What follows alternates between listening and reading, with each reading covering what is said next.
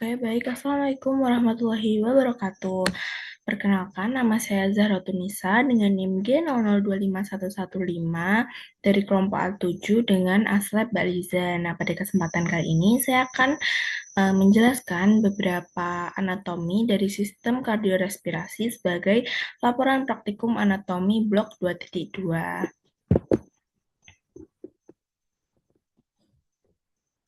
Baik, yang pertama itu ada suatu skenario saat kegiatan bermain, Rusdi, seorang anak laki-laki usia 4 tahun, tiba-tiba berhenti berlari karena sesak napas. Dengan bibir dan ujung jari tampak kebiruan, Rusdi kemudian berjongkok beberapa saat hingga kondisinya membaik. Ibunya menyampaikan bahwa sejak bayi anak sering mengalami kebiruan terutama saat menangis atau lelah. Nah, dia juga pernah didiagnosis dengan tetralogy of Fallot. Nah, pertanyaan yang pertama, jelaskan sirkulasi fetal. Yang kedua, jelaskan salah satu gangguan akibat gagalnya penutupan struktur fetal setelah lahir. Yang ketiga, jelaskan vaskularisasi arteri dan vena jantung. Nah, lanjut saja untuk yang pertama, sirkulasi fetal. Nah, sirkulasi fetal itu dia dimulai dari plasenta. Nah, kenapa dimulai dari plasenta? Karena kan oksigen dan juga nutrisi-nutrisi itu kan didapatkan dari ibu karena organ-organnya tuh belum bekerja. Jadi darah yang bersih atau darah yang berisi nutrisi dan juga oksigen itu, mohon maaf, sehingga darah yang bersih itu berawal dari plasenta. Nah, dari plasenta itu dia akan berlanjut menuju vena umbilicalis. Nah, di vena umbilicalis ini dia akan berlanjut ke liver, tapi ada juga yang ke ductus venosus. Nah, dari liver dan ductus venosus ini dia akan berlanjut ke vena cava inferior. Nah, di vena cava inferior ini dia nanti akan lanjut ke atrium kiri. Di atrium kiri dia akan berlanjut ke foramen oval dan juga ventrikel kanan. Mohon maaf tadi atrium kanan. Nah, di foramen oval itu tuh sepertiganya, lalu 2/3-nya itu ke ventrikel kanan. Nah, kita ke yang ventrikel kanan dulu. Nah, dari ventrikel kanan, itu dia akan berlanjut ke truncus pulmonalis, lalu ke jantung, vena pulmonalis, lalu ke atrium kiri. Nah, dari truncus pulmonalis itu dia ada juga yang ke eh, ductus arteriosus, terus habis itu ke aorta. Nah, lanjut tadi dari atrium kanan itu ada yang ke foramen oval. Nah, foramen oval itu membatasi enggak, mohon maaf, bukan membatasi tapi menghubungkan antara atrium kanan dan juga atrium kiri. Jadi dari atrium kanan menuju ke foramen oval lalu ke atrium kiri. Nah, dari atrium kiri dia akan darahnya akan menuju ventrikel kiri lalu menuju ke aorta, berkumpul di aorta. Nah, dari aorta itu akan dialirkan ke seluruh tubuh kan, ke sistem sirkulasi. Nah, di sistem sirkulasi ini nanti kan darahnya kepake dan pasti akan bertukar kan oksigen dan CO2-nya. Habis itu dia beberapa ada yang ke vena cava inferior, ada yang ke arteri umbilicalis. Makanya dari vena cava inferior ke sini itu kan dia warnanya ungu. Kenapa? Karena darahnya tuh sebenarnya eh, nggak pure yang kayak di sini gitu loh. Nah, terus setelah dari arteri umbilicalis dia akan kembali ke plasenta. Next.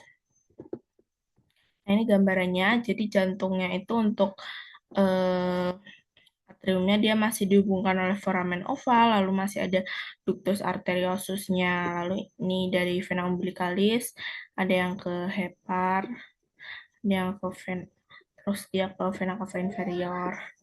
Nah, seperti ini ya. Terus ini dia ada yang ke pulmo, tapi di pulmo ini cuma sebagai nutrisi. Nah, ini ada perbedaan antara sirkulasi dari prenatal dan juga postnatal. Nah, bisa kita lihat juga ini di postnatal itu arteri-arteri beberapa arteri dan juga vena pembuluh-pembuluh itu sudah pada berobliterasi. Nah, ini ada ligamen ductus arteriosus, dia sudah berobliterasi menjadi ligamentum arteriosum. Lalu ada foramen ovalis yang nantinya ketika dia lahir dia akan menutup menjadi fossa ovalis. Lalu untuk ductus venosus dia akan berobliterasi menjadi ligamentum venosum. Terus ada uh, vena umbilicalis. Nah, vena umbilicalis nanti dia akan berobliterasi menjadi uh, ligamentum teres hepatis. Lalu ada ini, maaf. Nah, arteri umbilicalis nanti dia akan berobliterasi menjadi ligamentum umbilicalis. Nah, tapi arteri umbilicalis ini di bagian proksimalnya itu masih ada yang berfungsi secara normal untuk memvaskularisasi bagian vesika urinaria ya. Next. Oke, lanjut. Tadi kan pertanyaannya apa tadi? Kita kembali dulu ya. Yang nomor 2, jelaskan salah satu gangguan akibat gagalnya penutupan struktur fetal setelah lahir. Nah, sebelum aku jelasin itu, aku mau jelasin dulu tentang tetralogia Fallot yang ada di skenario. Nah, tetralogia Fallot itu dia itu sebuah kumpulan dari 4 kelainan ini. Nah, ini itu bersifat sianotik. Makanya ini tuh parah gitu ya guys.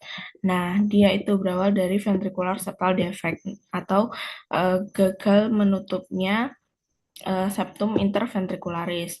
Nah, gagal menutupnya septum interventricularis ini awalnya itu kan menyebabkan darah dari ventrikel kiri itu menuju ke ventrikel kanan. Karena kan di ventrikel kiri kan tekanannya lebih tinggi dan juga ototnya lebih tebal.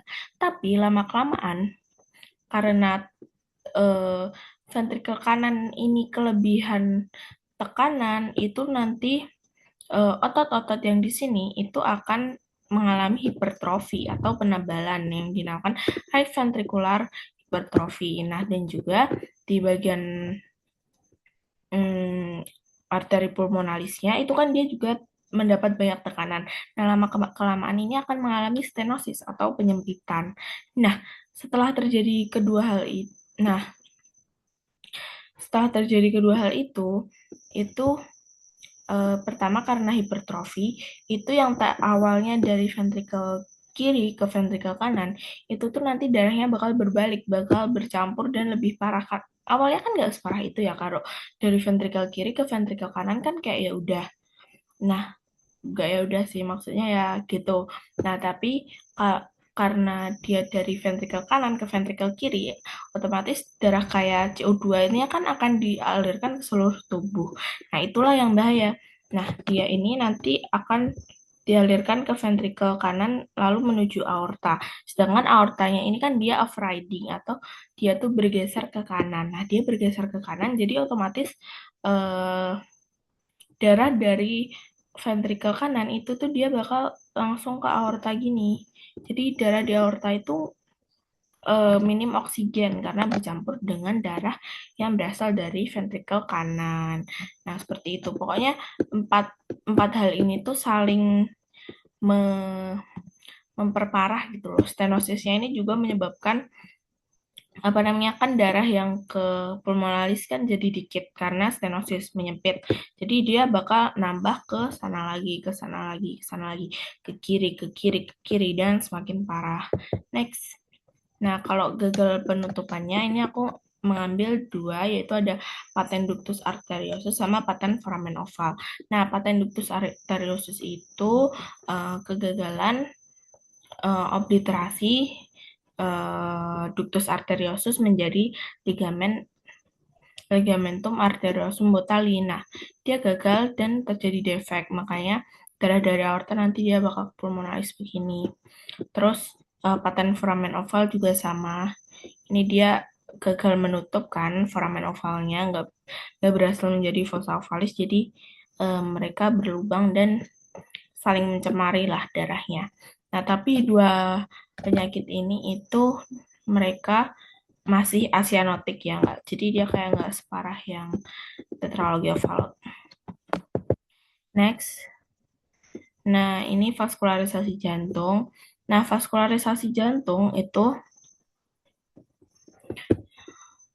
dimulai dari aorta. Nah, dari aorta ascendens itu nanti dia akan bercabang menjadi dua cabang, ke kanan dan ke kiri. Nah, yang di bagian dekstra itu akan menjadi arteri koronaria dekstra. Nah, arteri koronaria dekstra ini akan bercabang menjadi ramus nodus SA, ramus marginalis dekstra, dan juga ramus interventricularis posterior atau posterior descending artery. Nah, untuk yang arteri koronaria sinistra, dia akan bercabang menjadi ramus interventricularis anterior atau left anterior atau LAD.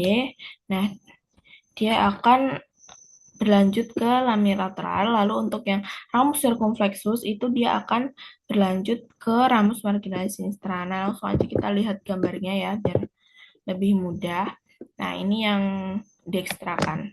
Nah, dari dekstra ini dia arteri koronaria dekstra itu dia di sini masuk ke sini itu dia akan bercabang ke ramus nodus sinoatrial arteri koronaria dekstra. Nah, terus arteri koronaria dekstra ini akan ke sini.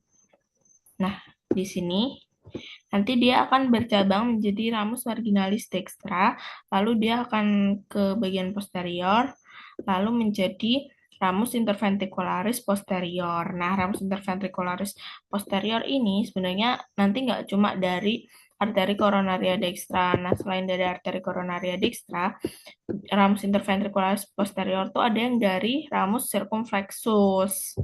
Nah, ini dari arteri koronaria sinistra juga. Nah, ini untuk yang arteri koronaria sinistra, dia akan bercabang jadi dua, ada yang ke sini dan juga ke bagian posterior. Nah, yang ke bagian posterior itu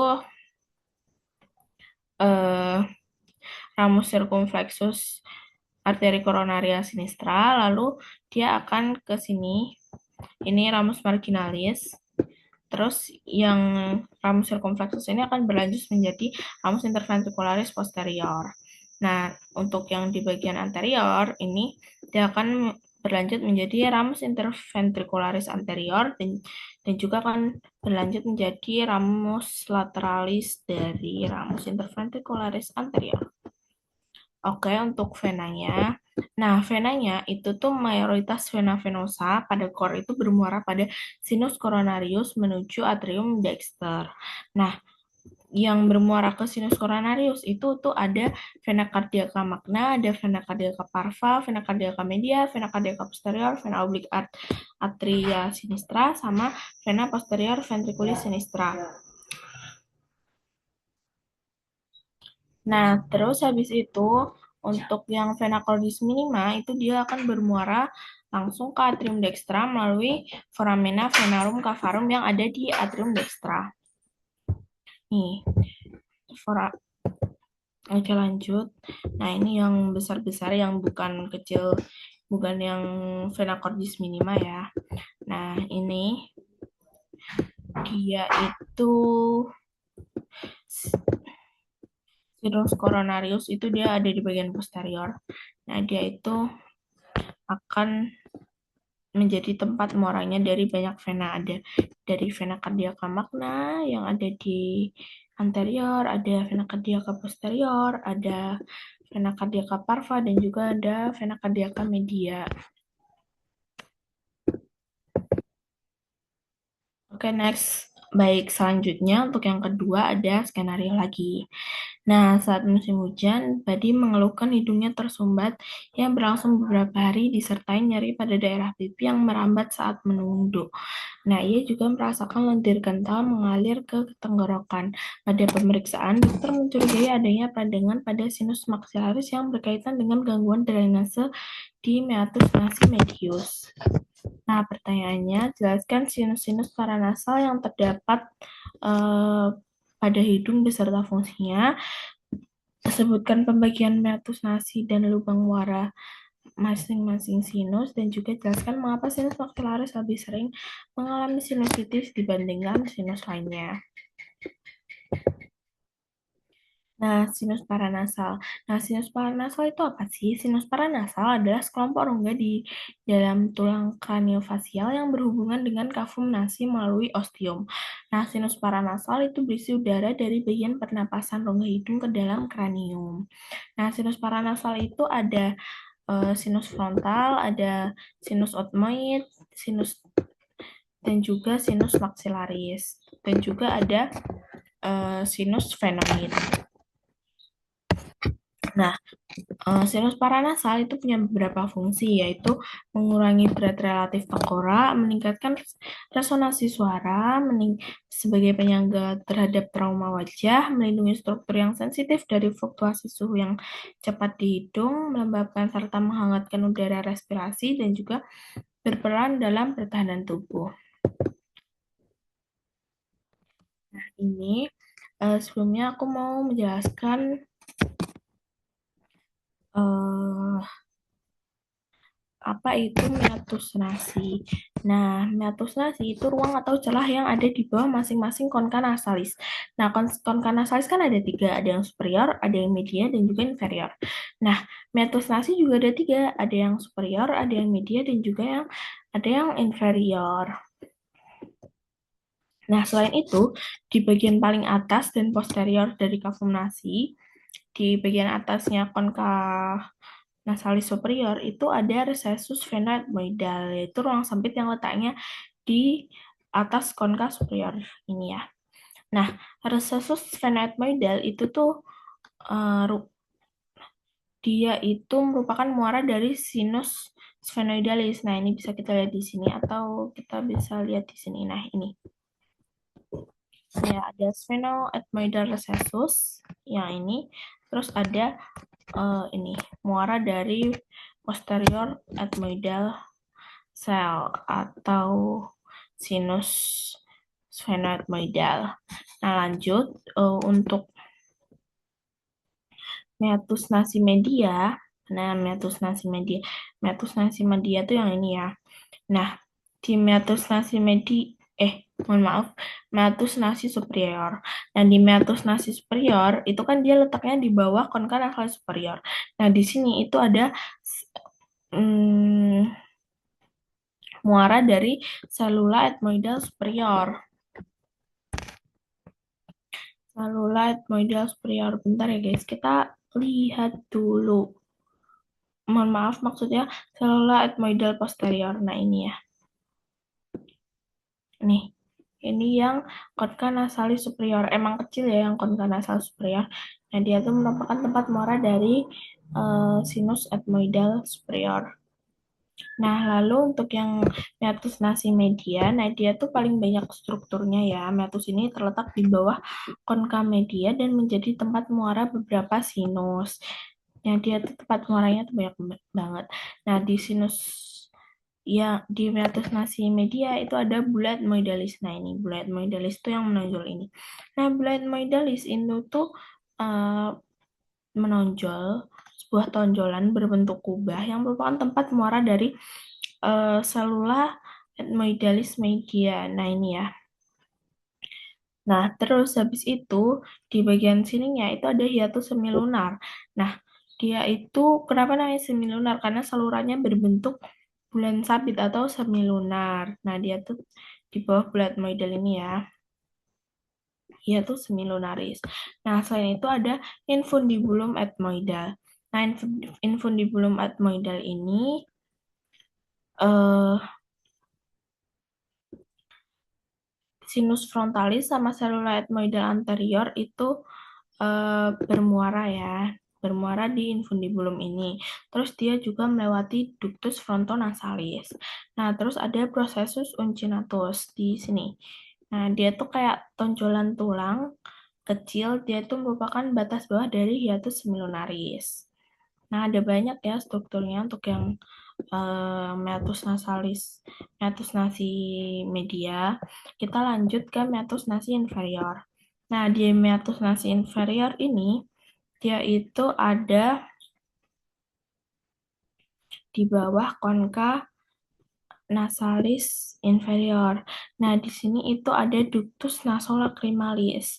Nah, ductus lacrimalis ini berfungsi untuk ini ductus nasolacrimalis. Nah, dia itu berfungsi untuk mengalirkan air mata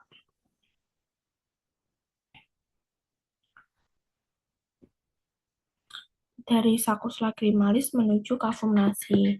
Nah, ini kita lanjut. Nah, ini kalau kita lihat dari anatominya ya, ductus nasolacrimalis itu berawal di ujung inferior sakus lacrimalis, terus habis itu menuju kavum nasi. Nah,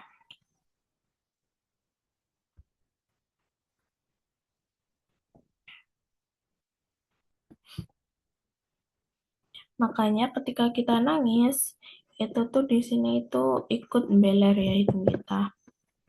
Oke, next. Kenapa sinus maksilaris lebih sering mengalami sinusitis daripada bagian sinus lainnya? Nah, pertama itu tuh meatus nasi itu kan dia, mohon maaf. Pertama, apa namanya? Itu dia tuh posisi ostiumnya itu berada di atas sinusnya. Kan ostiumnya kan dia kayak naik nih. Kelihatan kan? Dia naik. Nah, karena dia lebih tinggi dari dasar sinus, ini tuh menyebabkan proses drainasenya tuh menjadi tidak optimal karena lendirnya tuh harus bergerak melawan ke gravitasi buat bisa keluar. Nah, akibatnya lendir atau sekretnya ini cenderung tertahan dan mengendap di dalam sinus. Nah, penumpukan sekret ini kemudian menjadi media yang sangat baik untuk pertumbuhan mikroorganisme sehingga meningkatkan risiko terjadinya infeksi atau sinusitis. Nah, faktor lainnya adalah ukuran sinus maksilaris yang paling besar. Nah, di antara sinus-sinus lainnya itu tuh sinus maksilaris tuh paling besar. Nah, dengan volume yang lebih besar, maka kapasitas untuk menampung sekret kan juga lebih banyak. Sehingga apabila terjadi gangguan drainase, penumpukannya itu akan lebih signifikan. Nah, karena menumpuk nanti meningkatkan resiko infeksi tadi. Nah, selanjutnya ada dia tuh punya hubungan anatomis yang dekat dengan akar gigi rahang atas, terutama gigi premolar dan juga molar. Nah, bahkan tuh di beberapa orang akar gigi itu bisa menonjol ke dalam sinus maksilaris. Nah, oleh karena itu infeksi di gigi itu bisa dengan mudah menyebar ke sinus yang biasa disebut dengan sinusitis odontogenik. Nah, faktor berikutnya adalah eh, dia itu kan jalur drainasenya tadi bermuara di mana? Di meatus nasi medius atau di meatus nasi media. Dia tuh kan di sana kan ada banyak sinus-sinus lain yang bermuara di situ kan, kayak sinus frontal dan juga etmoidal. Nah, jika terjadi inflamasi pada mukosa hidung misalnya akibat infeksi infeksi saluran napas atas, maka di daerah ini tuh mudah mengalami penyumbatan. Nah, hal ini akan menghambat drainase dari sinus maksilaris. Nah, selain itu juga ada eh, mekanisme mukosiliar, yaitu sistem pertahanan normal yang berfungsi untuk menggerakkan lendir keluar dari sinus. Nah, pada kondisi infeksi atau inflamasi, fungsi silianya tuh dapat terganggu sehingga pembersihan mukus itu jadi tidak efektif dan semakin memperparah penumpukan sekret. Nah, dengan demikian bisa disimpulkan bahwa kombinasi dari posisi ostium yang nggak menguntungkan, drainase yang buruk, ukuran sinus yang besar, serta kedekatan dengan banyak sumber infeksi itu menyebabkan sinus maksilaris itu menjadi sinus yang paling rentan mengalami sinusitis. Oke, terima kasih. Sekian dari saya. Wassalamualaikum warahmatullahi wabarakatuh.